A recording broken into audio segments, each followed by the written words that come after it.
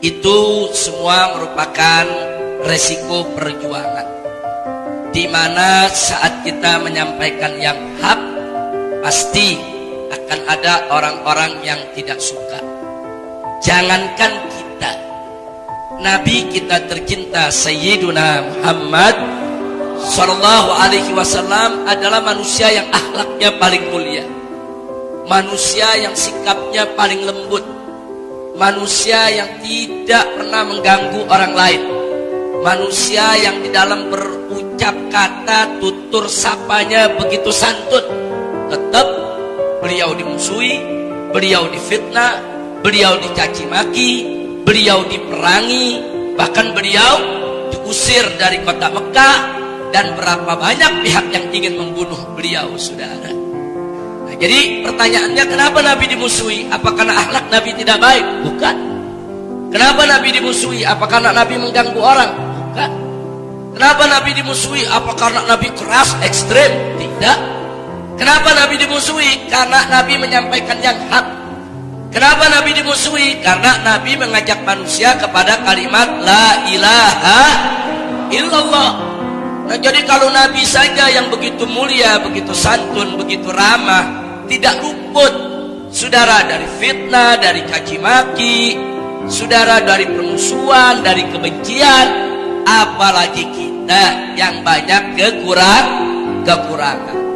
Makanya Al-Imam Syafi'i radhiyallahu ta'ala anhu, ketika ada muridnya melapor kepada beliau, kata sang murid, "Tuan guru, ini banyak orang yang bicara begini, bicara begitu tentang Anda.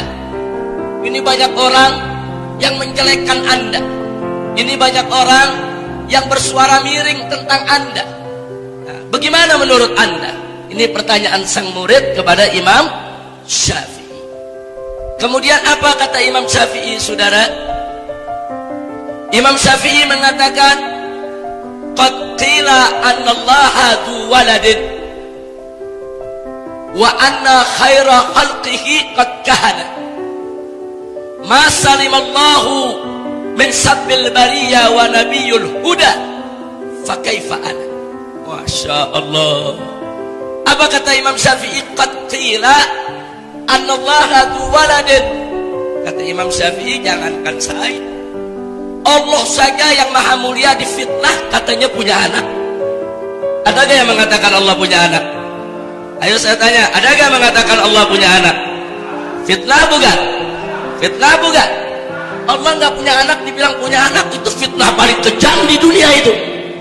Itu fitnah paling dahsyat, saudara. Allah gak punya anak, difitnah punya anak. Wa anna khaira khalqihi qad kahana. Dan Nabi yang merupakan makhluk Allah yang paling baik difitnah sebagai tukang sihir. Ada yang mengatakan Nabi tukang sihir? Ada. Orang kafir mengatakan sahirun majnun. Muhammad itu tukang sihir yang sudah gila katanya.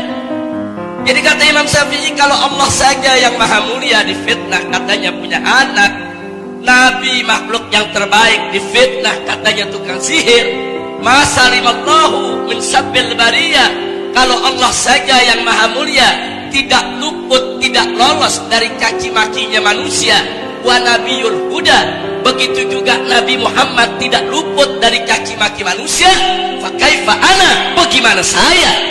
Subhanallah. Kira-kira jelas tidak? Jelas tidak?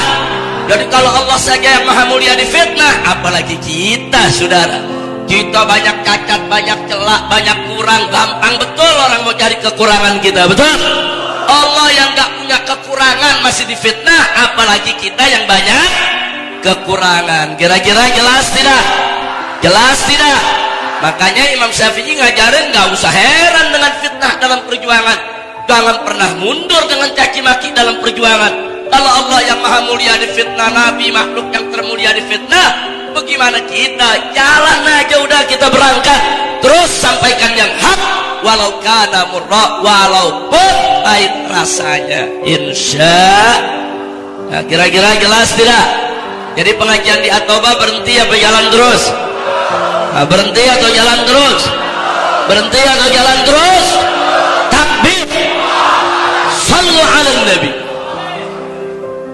Jadi Ustadz Suradi jangan kaget. Memang FPI sekarang ini ibarat gadis desa yang jadi rebutan. Alhamdulillah. Loh, bagaimana nggak jadi rebutan? Saya buktikan, saudara. Pokoknya kalau ada kejadian yang mengaitkan FPI, beritanya sebulan nggak berhenti.